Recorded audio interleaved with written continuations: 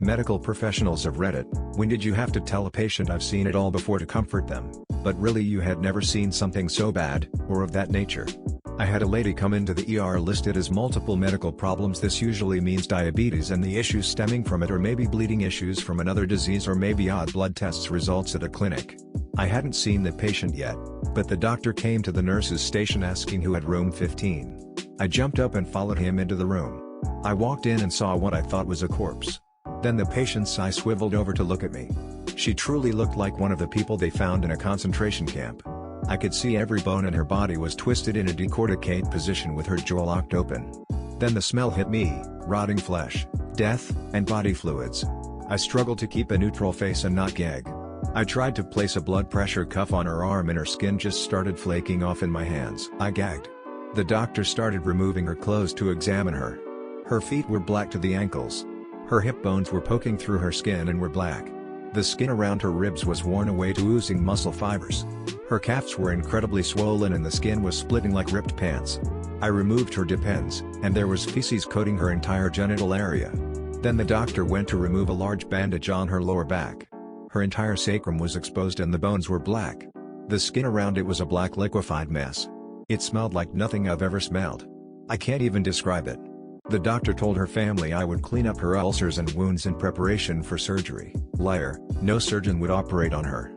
I had no idea how to clean dead bone tissue and liquefied skin. They don't cover that in nursing school.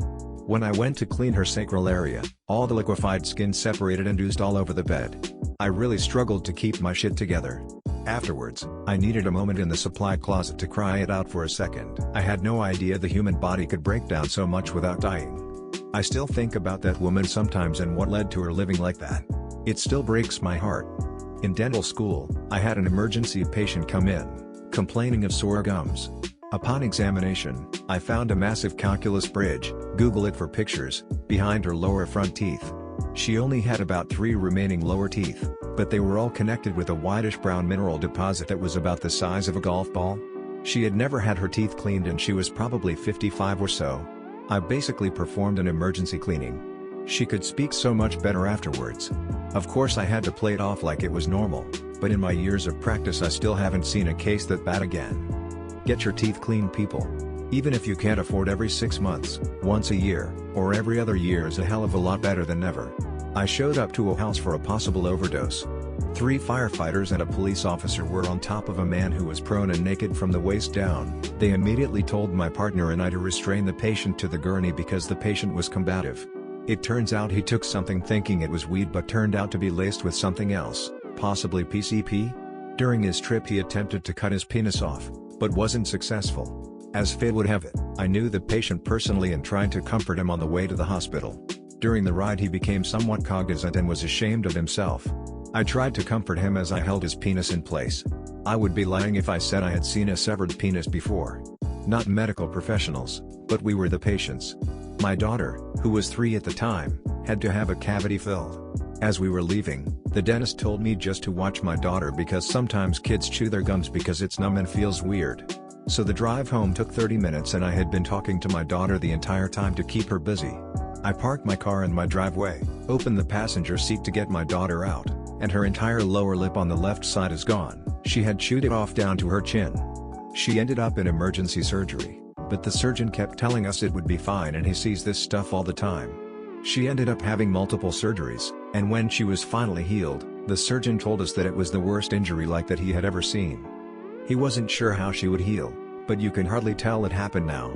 Lots of stories, many already covered by others. I will share this particular story with my legs crossed. Motorcyclist came in after someone left-turned without checking. He had gone over the hood, slid and somehow somersaulted landing on his ass sitting up. He slid across intersection mostly on his ass, getting serious road rash. Luckily he was only a block from hospital and ambulance. They pack him and bring him to the ER. We end up cutting off his chaps and jeans and begin the cleanup of gravel and sand embedded in his thighs and ass when all of a sudden, his testicles fall out of his scrotum. He had basically sandpapered a hole in his scrotum while skidding on his ass. The attending pauses, grabs the saline, irrigates scrotum and nuts, fondles them back into place while humming. I handed him some gauze to pack the wound and smiled at the patient who was under a local. Then I went on break, went fetal and dry heaved. I had to have my leg rebuilt after a car accident and was eventually sent to Duke University for my surgery. My surgeon was supposed to be like the best orthopedic surgeon in the country. I think he used to work for the Baltimore Ravens. Anyway, all the doctors from my hospital at home were very unsure if I would even have a functioning leg, let alone walk normal again. The first appointment at Duke, that dude told me it was really not a big deal and he would have me fixed almost good as new. I honestly thought he was just trying to be nice and optimistic, but he was very serious. 5 months later I was walking and learning how to run again.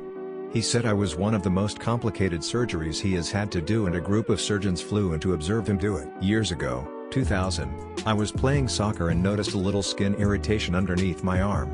I thought it would go away, but it developed into a weird thing. It was about 2 in diameter and grew to be a collection of essentially looked like hundreds of skin tags grew together in a little circle. I went to the doctor, who didn't have a clue, and he sent me to a specialist. While there, it seemed like he didn't know either. This was further evidenced when 4 other doctors came in to take a look and were really interested. They took a ton of photos and told me they hadn't seen this before and couldn't really offer any medication, and said they would monitor it. About a week later, the skin tags developed little circles on the top that turned into scabs within a couple days. Then, the thing just kinda dried up and fell off me. It was fucking weird, and to this day I have no idea what it was. I was not comforted as a new nurse. I worked on a nephrology unit, which meant that we dealt with mostly patients who had kidney failure and needed hemodialysis 3 times a week to clean their blood. A patient was admitted through the emergency room and told me that he hadn't been to dialysis in 4 weeks. He had HIV, kidney failure, had lost custody of his kids after a messy divorce, and had no will to live. He planned to just stay in his home until he died. He probably wasn't far from it, but a neighbor, who hadn't seen him for a few weeks, peeked in the window and saw him sitting, unresponsive on the couch. They called 911 and he was brought to my hospital. 3 weeks is an insanely long time to go without dialysis. Dialysis removes toxins and excess fluid from your blood. Missing a session can leave you feeling sick and swollen. Missing 12 sessions can kill you. This guy was so swollen out, I've never seen a person who was so full of fluid. He looked like that girl from Willy Wonka that turned into a blueberry. His feet and ankles were particularly massive. I wasn't sure that he'd lived out miraculously. After several dialysis sessions, he'd fully deflated. However, he was left with lots of loose skin afterwards, which had the fragile texture of an old balloon. One night, he called me to his room and said, "I think my foot is bleeding." He was right. He'd slid down towards the bottom of his bed and used his legs to push himself back up towards the top.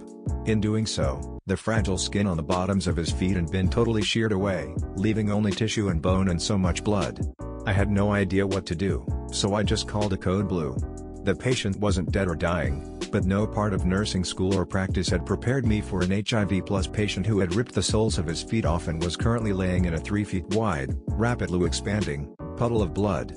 I just needed to get a whole bunch of people to the room as quickly as possible. I threw on a waterproof gown and some gloves and held pressure on the bottoms of his feet with a towel until help arrived. They didn't know what to do either. We called in the general surgeon, who seemed to think we might be exaggerating the extent of the damage and blood loss. He told us he'd be there in an hour and just to hold pressure until it stopped bleeding. We soaked towel after towel until, finally, the surgeon shows up. He breezes into the room, moves my towel away, and says, "Humph." Then he reaches towards the patient's foot, and pulls off a huge, softball-sized, blood clot. In that moment, time stopped. He held out his hand, holding the huge clot, and I, without really thinking about what I was doing, held my hand out too. He plopped the clot right into my outstretched hand. In the next moments, several things happened all at once. I realized I was holding a big, coagulated mass of blood. I started dry heaving. I dropped it on the floor. It splattered. The surgeon exclaims, "Oh Jesus fuck nut," in response to my gags or the fact that he was just splattered by the clot I dropped, but because the patient's foot is now profusely bleeding again. He darts off and tells us to get the patient down to the OR immediately. We get him down there and, on the way back, realized that he'd left a trail of blood down the hallways, into the elevator, and to the operating theater. I saw the patient during my next shift and he jokes, "I thought you were going to pass out when the doctor handed you that mess." To which I replied, "Sir, I was positive that you were about to bleed to death." A huge subset of the population we treat are uninsured, blue-collar, low-educated people. A lot of smoking and diabetic non-compliance, that sort of thing. Therefore we end up seeing a lot of what happens with diseases if you never treat them and let them run their natural course to end stage. We've had so many diabetic foot and toe amputations I've lost count. However, one lady that sticks out had a huge area of loculated, necrotic tissue on her low back. Usually you'll have a foul smell and purplish black overlying tissue to tip you off. This lady's back had several areas that got so gangrenous and necrotic that there were basically just large pockets down to her subcutaneous fat and muscle. The appearance resembled a sponge with large holes that was filled to capacity with pus. The smell was indescribably atrocious. What made it worse was every time we cleaned out a pocket, we would probe with a finger and it would lead to another fucking pocket of pus and the smell would double up again. Unfortunately, she lost nearly all the skin on her low back down to muscle bone in some places. We slapped a huge wound back on it and she ended up being shipped out to a specialist center. Took forever for the smell to leave my nostrils. Young man, 18, apparently comes in about something else, trying to work up courage. Right before he should actually be leaving. This can be really annoying if there are people waiting. He says, "I need your advice. I'm having sex with my mother." What do I say? "Oh my god, no, I didn't," I said. This isn't the first time someone has told me this. This wasn't true. Turns out that he knew it was wrong, that mother had initiated it, he was trying to extricate himself, and he was desperate for help. But the thought that someone else had been in his position meant to him that he hadn't been judged, that he wasn't doomed or would go to hell, and that there was hope. But he didn't know what to do because the person to whom he should have looked for advice was actually his abuser. But the lie helped defuse the situation. As a medical student doing my first placement in the emergency department, I was waiting outside the triage room to ask the nurse something. I was the lowest ranking, most clueless person in the department. I knew a lot about the Krebs cycle, not a whole lot about, medicine. A young man came up to me and said he was sorry to disturb me, he just wanted to check. It was just, well, not to cue jump or anything, but he wanted to check, can this definitely wait for triage? He then unwrapped a towel from his hand and showed me his thumb, which he had dropped a loaded barbell onto. It was shattered, just flattened, with splinters of bone coming out. I stared at it. He stared at it. I stared at it. Then I told him, oh yes, no problem at all. He'd better take a seat and I'd make sure someone was with him right away. I was the patient actually. I was sideswiped by a car, then ran over by the truck behind while cycling to work. I was essentially impaled by my right femur, which shattered my pelvis and shoved bone fragments into my guts. Last thing I remember before I got knocked out for surgery, was the surgeon telling me everything was going to be fine, and it was all routine. I didn't wake up for a month. When I did, I was missing the entire left leg, and most of the muscle tissue in the right. I was too weak to move much, couldn't talk because I had a tube through my neck, and I was very uncertain about reality due to what I went through in my coma. Parades of doctors came to tell me how I should be dead, and it's crazy that I lived.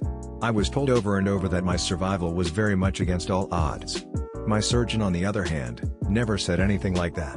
He always maintained that he was going to get me through. His attitude honestly helped when I had to go back to his table a few more times before I was done. For 4 years, I kind of blew off the people who made a big deal about my survival. I adopted my orthopedic doctor's attitude. Then I met a woman who's in the medical field. I fell in love, and eventually trusted her enough to let her read my medical records. I had never read them, because it's a massive pile of paperwork. She broke down crying and couldn't read anymore. She told me that the beginning of my time in the hospital was full of the type of write-ups you find in the morgue. She told me that when they opened me up, bits of my pelvis fell out. I asked her to stop there. She won't read anymore, and I don't want to know anymore. I now know my doctor has one hell of a poker face. In 2011 I had a saddle pulmonary embolism 2 weeks before my scheduled wedding. My quite seasoned heart surgeon seemed pretty confident that I'd be okay, and he even said he'd get me to my wedding on time. Long story short, I was in the hospital for about a month due to complications. Several weeks later, when I was visiting my heart surgeon for a follow-up, he told me he'd only ever seen 2 other people as sick as I was. Those 2 didn't survive. Happened to me, not a medical professional. Friend of mine bought a house and I moved in with him to help fix it up, polish it and then maybe sell it. So we are in the backyard pulling weeds and cutting down vines and I see this 4-inch diameter vine with fuzzy roots attached to the brick, climbed all the way up the wall. I'm not a particularly country boy, more urban, but my friend had warned me of poison ivy in back of the house. I called him over and he said, oh don't worry, it doesn't grow that big. He was wrong. Less than a week later I'm covered, up and down both arms, bad enough I look like a 3rd-degree burn victim. It has gotten into my bloodstream and appeared on my legs, back, chest and even my feet, which all had been covered of course. I remember my GP looked at me with my shirt off and said in the most nonchalant voice, so, That's not quite the worst I've ever seen, with serious emphasis on the one word. It took me 2 weeks of steroids to even return to work and another 2 weeks to lose the last of the boils. I spent that time researching poison ivy, and I have to brag, I'm an expert on how to track down and murder that fucking plant. I hate poison ivy. I had to see an orthopedist oncologist because I had 2 sarcomas. One in my left thigh in the sciatic nerve and one in my left pelvic. My surgeon said he would get both out, and the most I would get would be a drop foot, where you can't lift up your foot on your own. I went back 2 years later and my doctor told me he thought he would have to remove my leg because of how the sarcomas were enmeshed in my bones, muscle, and nerves. I honestly thought the whole time that it was an easy out. Though the 2 10-hour surgeries may have been a clue that it wasn't so simple. These days I have a limp as I'm missing half my left pelvic bone and most of my glute and thigh muscle, but I got to keep the leg. A patient with rectal cancer with an exposed colon and rectum. I could see her tailbone and in the head of the femur. And whenever she would poop, it could collect inside this open cavity and had to be flushed out. ER tech here. A few months ago we had an elderly gentleman come in presenting with shortness of breath. As I was getting him into the gown and into hospital socks, I noticed very old, yellowing bandaging around his foot. I inquired to its purpose and he told me it was a large wound on the back of his heel that wasn't getting better. I asked him if I could unwrap it to inspect it, possibly rewrap it. Basic wound care is one of my duties, and it was a literal hole in his heel about 4 centimeters in diameter, skin necrotic around the edges, with a large flap of skin covering the middle. I wasn't terribly shocked, until I swore I saw the skin flap right a little bit. I got the patient's consent to look under the skin flap, and sweet galactic Jesus, there were 3 sizable maggots just chilling. I've read about it before, but I have never seen it in person. My brain went what in the solar FCK, and despite my attempt at a poker face, the gentleman read my reaction and asked, "Is it that bad?" I was straight up with him and told him that the wound had maggots and needed immediate treatment, and the poor guy started apologizing for bringing something disgusting. I told him, "I see this more often than you think. Maggots are actually great at cleaning out dead tissue and are used as treatment sometimes." He seemed relieved by that, but it was definitely my first time ever seeing a maggot-infected wound.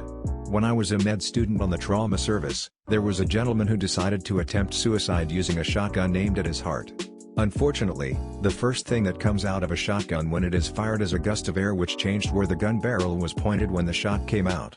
The shot pellets ended up hitting everything but his heart, lungs, ribs, spleen, stomach, liver, pancreas, and large and small intestines.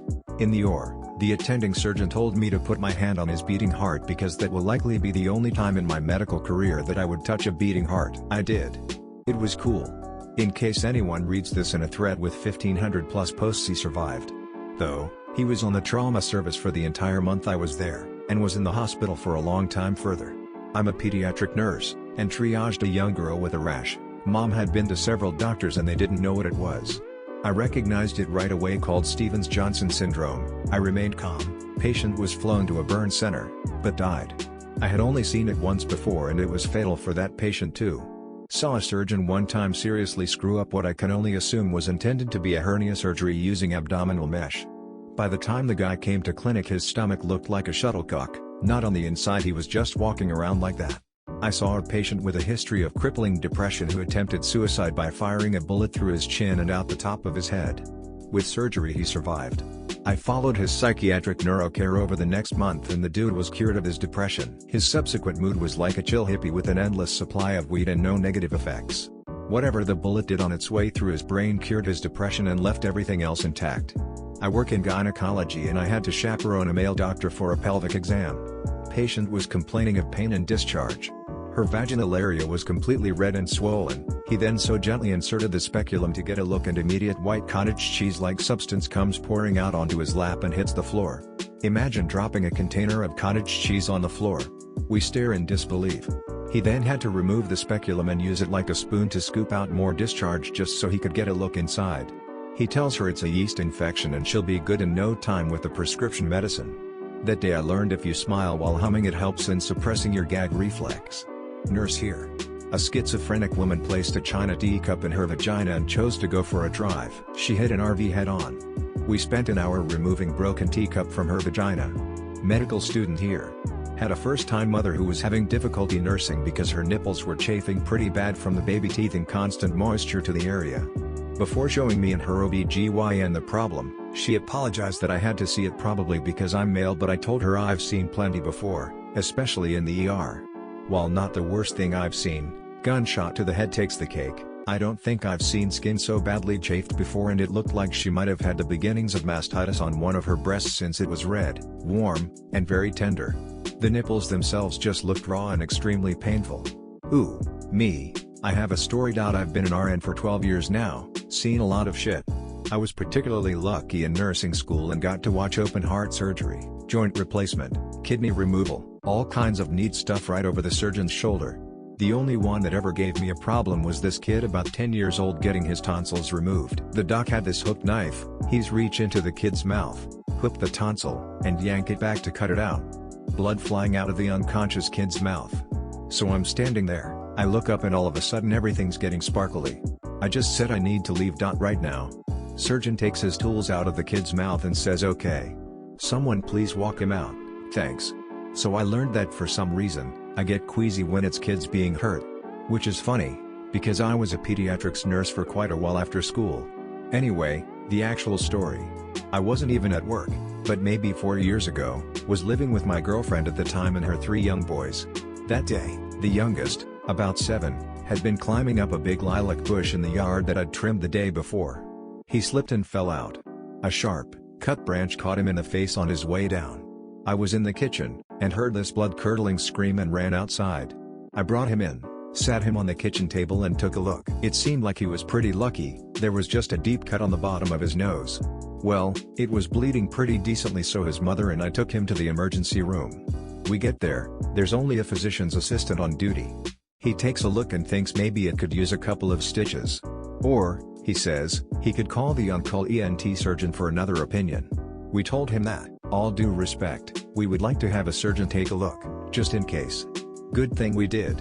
The boy had nearly taken his entire nose off his face. The stick cut up under the nose, and traveled along under the flesh up to the bridge. The entire nose was hanging by a half-inch of skin at the top. We just hadn't moved it much. As soon as the surgeon came in and pulled this little boy's nose off his face, while he's laying on the exam table screaming absolute bloody murder, suddenly I got really hot, things start getting hazy, I realize I'm about to pass out. So I quickly exited the room and sat down, at the exact same time as my girlfriend, who was also a nurse. Neither of us could take it. Orthopedic X-ray tech here. And literally almost every day. People coming in with gangrene on their feet because they're diabetic and can't take care of themselves, so the doctors want to see how deep the tissue damage goes. Or people who have been shot and still have the bullets inside them.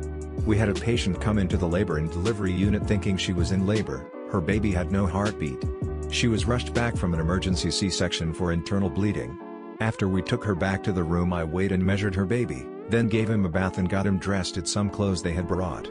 She asked me if I had ever seen a full-term demise before, and I said I had a few in my years of working. It was a total lie. I'd never had a demise before, let alone a full-term one. I didn't want her to think she was my first. I still cried with her. I will never forget her, that beautiful little boy's face, and the anguish I could hear in her and her boyfriend's cries as we brought them their baby to see for the first time in the OR while the rest of the doctors and nurses rushed to give her blood products to save her life. Used to work eating disorders as a nurse. We took patients that were 50% of their ideal body weight.